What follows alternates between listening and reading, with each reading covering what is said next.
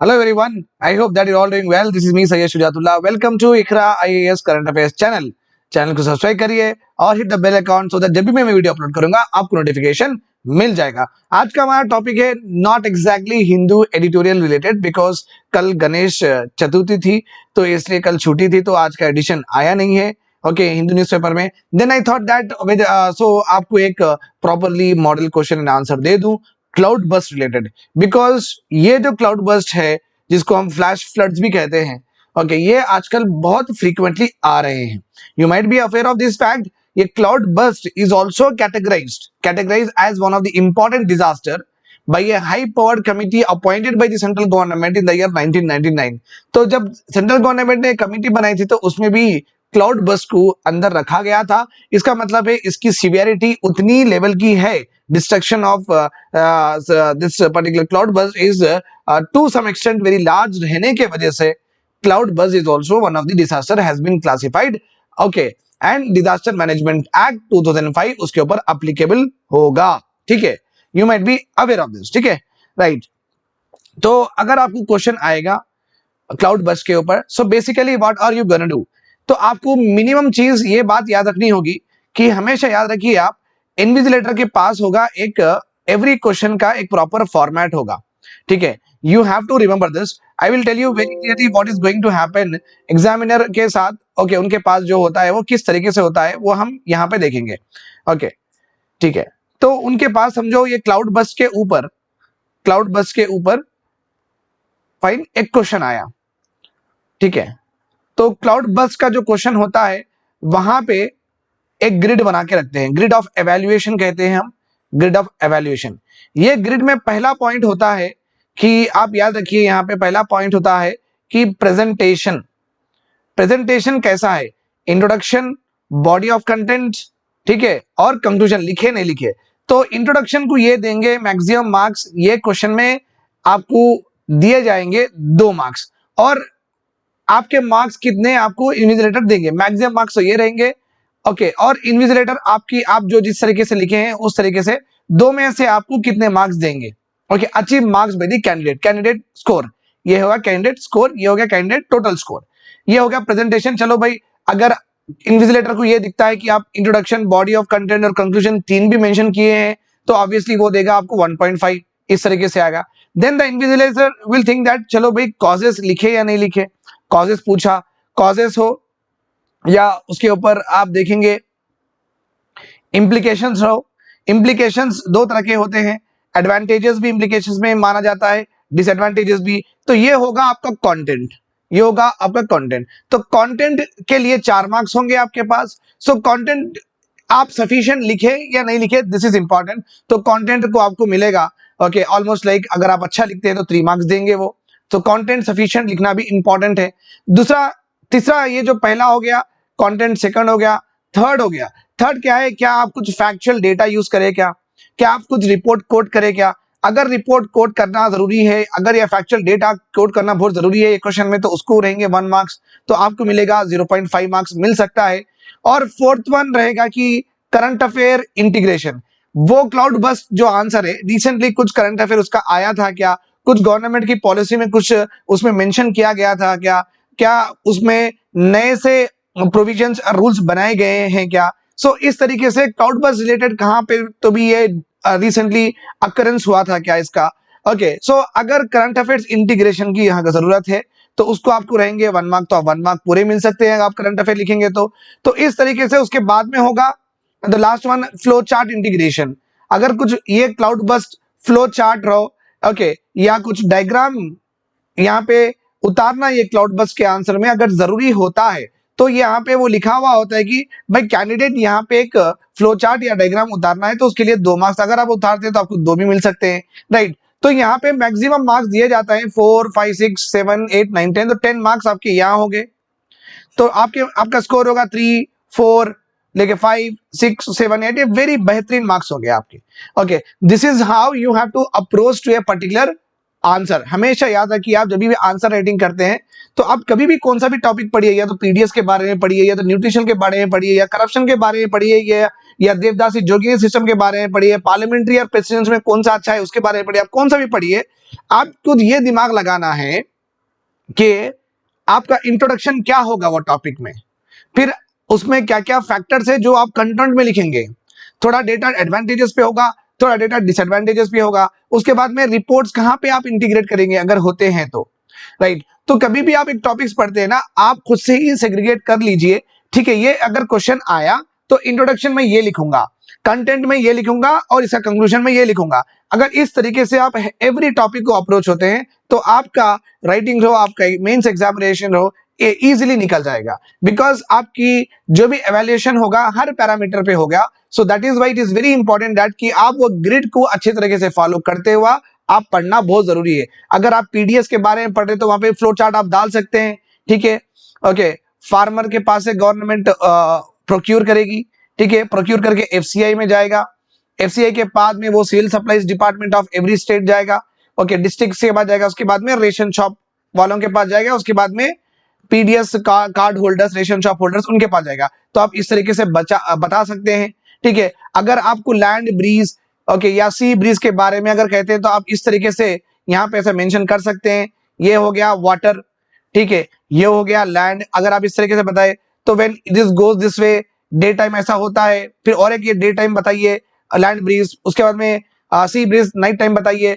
तो ये हो गया कि एक आप मालूम है कि this exist in the universe, आपको पता है ये ऐसा हो रहा है, इस ये फिनोमिना हम फिजिकली देख सकते हैं, तो आप डेफिनेटली इंटीग्रेट करना डायग्राम बहुत जरूरी हो जाता है, right. So this is how you have to approach to a particular topic in every time when you are studying, and make sure that आप एक ग्रिड प्रॉपर्ली फॉलो कर रहे हैं, तो आपके मार्क्स बहुत अच्छे से बढ़ेंगे भी और आपको भी समझ में आएगा कि लिखना क्या क्या है। ऐसा अगर आप ग्रिड नहीं फॉलो करते हैं तो आप कुछ भी लिख देंगे, आप एडवांटेजेस इतने लिख देंगे कि टाइम हो जाता, या आप फ्लो चार्ट ही भूल जाएंगे। बट आप जिस तरीके से ग्रिड याद रखेंगे, आपको हर कंपोनेंट जब याद होगा तो आप उस तरीके से वो डायरेक्शन में आंसर लिखेंगे, and your answer will be the perfect answer, okay, among many of the students, ठीक है, right. Now let us go ahead with our flash floods, okay. Just like I told you that cloudburst जब होता है, जब बादल बिखरता है, पानी बहुत सारा पानी लेके एकदम से जब बादल बिखर जाता है, तो जब होंगे हैवी रेनफॉल होगी, हेवी रेनफॉल होने की वजह से वो जो सिटी और टाउन जो अनप्लान्ड होते हैं जनरली अपने कंट्री में, वो पूरे बह जाएंगे, इनंडेशन हो जाएगा। तो flat floods and cloud burst have almost killed around 20 people in the last month of 2022. Till July 17, 2022, a total of almost around 1098 lives have been lost across all state and union territories because of this cloud burst. क्या है? Hydrometeorological disasters है, like cloud burst and landslides. Okay, cloud burst and landslide. Landslide इसलिए कहते हैं अगर ये होगी अपनी माउंटेन, जनरली लैंडस्लाइड माउंटेन में दिखता है, हिली प्लेसेस में ही दिखते हैं। बारिश पड़ी, बहुत ज्यादा बारिश पड़ती है तो ये क्या होगा, माउंटेन का जो सॉइल होगा ऐसा इरोड होते जाएगा, तो इसमें क्रैक्स पड़ेंगे। क्रैक्स पड़ने के बाद ये जो पानी के जो बूंद है ये अंदर जाके यहाँ पे ओके भरते रहेंगे, और ये बड़े होंगे, ये जो पानी अंदर भरते रहेगा वो फिल होते रहेगा, वो रॉक को इस तरीके से तोड़ेगा और ये पूरा हिस्सा गिर सकता है। ओके, सो लैंडस्लाइड होने का एक तो कारण है अर्थक्वेक होने के चांसेस है, या जहां भी टेक्टोनिक मूवमेंट्स होते हैं, कन्वर्जेंस प्लेन्स होते हैं या डाइवर्जेंस प्लेट होते हैं, तो वहां पे भी लैंडस्लाइड होने के चांसेस है। तो वो तो है, चलो नेचर का फिनोमिना है, बट ये कैसा है, बारिश का फिनोमिना है। सो लैंडस्लाइड दो तरीके से हो सकते हैं, ठीक है।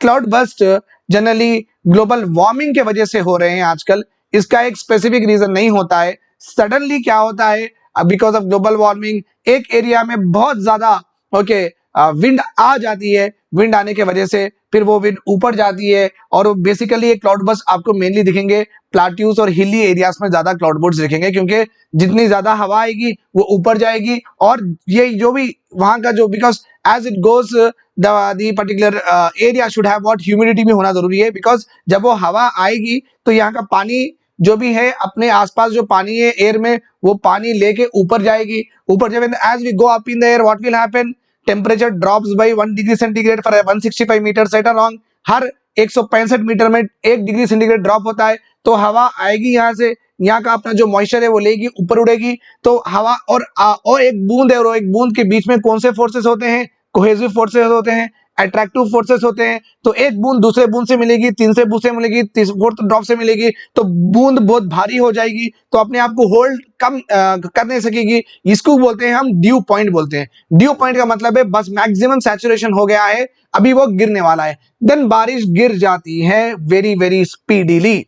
ओके, सो क्लाउड बर्स्ट का मेनली रीजन तो नहीं है, ग्लोबल वार्मिंग अटैच किया गया है, क्लाइमेट चेंज अटैच किया गया है इस पे, ठीक है। सडन अकरेंस ऑफ विंड हो सकती है, कहीं पे भी कुछ हो सकता है, तो क्लाउड बर्स्ट आ सकते हैं, या मानसून ही बहुत तेज रफ्तार में आ रहे हैं, ऐसा भी हो सकता है, ठीक है, राइट। तो आपका ये हो गया आपका इंट्रोडक्शन, आप इस तरीके से लिख सकते हैं। You can start your answer with current affair, that's not an issue. उसके बाद में आप लिखेंगे व्हाट आर क्लाउड बर्स्ट, तो आप लिखेंगे definition of cloud burst. Cloudburst are nothing but they are short duration. आपको तो पता है क्लाउड बर्स्ट ज्यादा और भारी बारिश पड़ना, ऐसा नहीं कि वो 4-4 दिन पड़ेगी। ओके, वो स्पेल होता है, 4-5 घंटे में पूरा फ्लड करके चली जाती है। Okay, short duration, intense rainfall events होते हैं, 2 घंटे में आई फिर नहीं आई, फिर 2 घंटे में आई फिर आई, ऐसा होता है। और small area resulting in a flood-like situation in the region. Cloudburst occurs when moisture-rich air travels up the mountainous region, forming a vertical column of clouds. ऐसा इस तरीके से vertical column of clouds form करती हैं. These clouds are called as cumulonimbus. Okay, these clouds are called as cumulonimbus. तो आपको बड़े-बड़े काले-काले बादल दिखना शुरू हो जाएंगे. Okay, तो उसको ही बोलते हैं cloud burst. Not all instances of very heavy rainfall, however, और क्लाउड बर्स्ट। ये भी बात रही है, इसका मतलब ये नहीं कि हमेशा अगर बारिश ज्यादा होगी तो क्लाउड बर्स्ट भी होगा, ऐसा नहीं हो सकता है। ओके, एयर का भी यहाँ पे इंपॉर्टेंस है। अगर एक जगह ज्यादा बारिश पड़ रही है तो क्लाउड बर्स्ट नहीं होता है। ओके, और all heavy rainfall areas does not lead to cloudburst, nor heavy rainfall areas are related to what, formation of cumulonimbus clouds also. तो ये क्लाउड बर्स्ट स्पेशली आइसोलेटेडली उसका ओन फिनोमिना है, remember this point. और ये normally आजकल बहुत frequently देखा जा रहा है। हम करंट अफेयर से तो पढ़ ही लिए, कितने लोग मर भी रहे हैं और कितना वो ज्यादा फ्रीक्वेंटली आ रहा है अपने पास, ठीक है, right. According to metrological department, ठीक है, according to metrological department definition, cloud burst is when the amount of rainfall in a particular region exceed 100 millimetres in an hour. अगर 1 घंटे के अंदर, okay, the amount of rainfall, rain gauge में अगर measure करते हैं, rain gauge is instrument to measure the rainfall, rain gauge में अगर मेजर करते हैं, स्लोली पानी भर के 100 मिलीमीटर को अगर टच कर दिया रेन गेज में, तो हम वो गवर्नमेंट बोल देगी क्लाउड बर्स्ट हो गया। Sometime scientist has even said that, क्योंकि 100 मिलीमीटर होना ज्यादा पॉसिबिलिटी नहीं है, तो इसलिए थोड़े साइंटिस्ट, ज्योग्राफिक साइंटिस्ट भी बोलते हैं कि 50 mm to 100 mm अगर भी हुआ, अगर रेनफॉल सडनली अगर हुआ, तो इसको हम बोलेंगे mini cloud burst, mini cloud burst. तो इतना सब आप लिखेंगे। लिखने के बाद में what are the driving factors of cloud burst, तो स्पीड मूवमेंट ऑफ क्लाउड्स होना बहुत जरूरी है इन अपवर्ड डायरेक्शन, हवा आके ही क्लाउड बनाती है। ओके, रिलेटिव हाई ह्यूमिडिटी होना है, ये आई told you that relative high humidity जरूरी है, हवा में मॉइस्चर, ओके, गीलापन होना बहुत जरूरी है। ओके, और क्लाउड कवर कंडीशंस भी जरूरी है, क्लाउड बनने के जो कंडीशंस हैं वो भी रहना जरूरी है। तो अगर ये 3 अगर फैक्टर्स अगर आपको मिल जाते हैं और पानी भी जब वो पड़ना शुरू हो जाता है, देन आपको जबरदस्त रेनफॉल दिखेंगी आपके एरिया में, ठीक है। और अगर हम डिस्ट्रीब्यूशन देखते हैं, ये क्लाउड बर्स्ट का डिस्ट्रीब्यूशन देखिए कितना ब्यूटीफुली यहाँ पे I have given you, okay, distribution. Most of these are located or regularly occurring in what, Himalayan region, हमारा जो Jammu and Kashmir and this region whatever is there, north east, Nepal, इस तरीके से यूपी में वहां पे दिखता है। ओके, बिकॉज वहां की लोकल टोपोलॉजी ऐसी है, हिली एरिया से, तो वहां पे दिखेंगे। वहां पे ऊपर हिली एरिया में विंड बहुत चलती है, you know that jet streams generally ऊपर ही चलते हैं, ठीक है, तो विंड सिस्टम वहां पे बहुत तेजी से होती है। टेम्परेचर ग्रेडियंट्स तो डेफिनेटली होगा, क्या यहाँ पे हाई टेम्परेचर, यहाँ पे लो टेम्परेचर, तो हर चीज high to low, okay, high to low ही जाएगी, तो यहाँ पे यूं जाते जाएगी, ऐसे जिस तरीके से यहाँ पे बनते रहेगा, क्लाउड बनना शुरू हो जाएगा। Okay, and the last point is Himalayan region में डिकेडल टेम्परेचर ज्यादा भी हो रहा है, rise in decadal temperature in Himalayan region, तो यहाँ पे हिमालयन रीजन में, ओके, गर्मी ज्यादा होने लगी है, ज्यादा मेल्टिंग भी होगी, यहाँ पे हाई प्रेशर बनेगा, यहाँ पे लो प्रेशर बनेगा, हर चीज हाई टू लो जाएगी, बिकॉज जितनी ज्यादा मेल्ट होगा उतना ज्यादा एयर डेंस होगा, जितना ज्यादा डेंस होगा, okay, high pressure to low pressure move करते चले जाएगा, और यहाँ पे बनने के चांसेस है क्लाउड्स। ठीक है।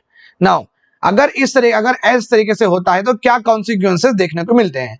हेवी डाउनपोर होगा, बहुत ज्यादा बारिश होगी, and can trigger what landslide के होने के चांसेस है, फ्लड्स के होने के चांसेस है। और जब ये ऑब्वियसली अगर पानी अगर ज्यादा पड़ता है, क्लाउड बर्स्ट ज्यादा पड़ता है, तो नीचे जो भी स्ट्रक्चर्स होते हैं, ओके, यहाँ पे जो भी घर वर होते हैं, यहाँ पे जो भी नाला नदी जो भी होते हैं, पूरा डिस्ट्रक्ट होने के, डाउन स्ट्रीम में बहुत डिस्ट्रक्शन होने के चांसेस है। ओके, प्रॉपर्टी लॉस होगा, इकोनॉमिक लॉस भी होगा, खेती बाड़ी भी चले जाएगी, ठीक है, और इंफ्रास्ट्रक्चर का भी लॉस होगा, infrastructure will also be lost. ठीक है, this is all about cloud burst, we have done with it. I hope that this is sufficient answer. ये 150 वर्ड्स के लिए बहुत बेहतरीन आंसर है। एंड ऑलवेज आपके जो भी है उसमें कंटेंट अगर आप बढ़ाना चाहते हैं, this is always welcome. Okay, what is required I have given to you. If you're just this writing is, this is also enough. And if you want to add some points, I'm more happy that your improvisation always welcome. Thanks a lot for listening to me. Bye bye. Take care.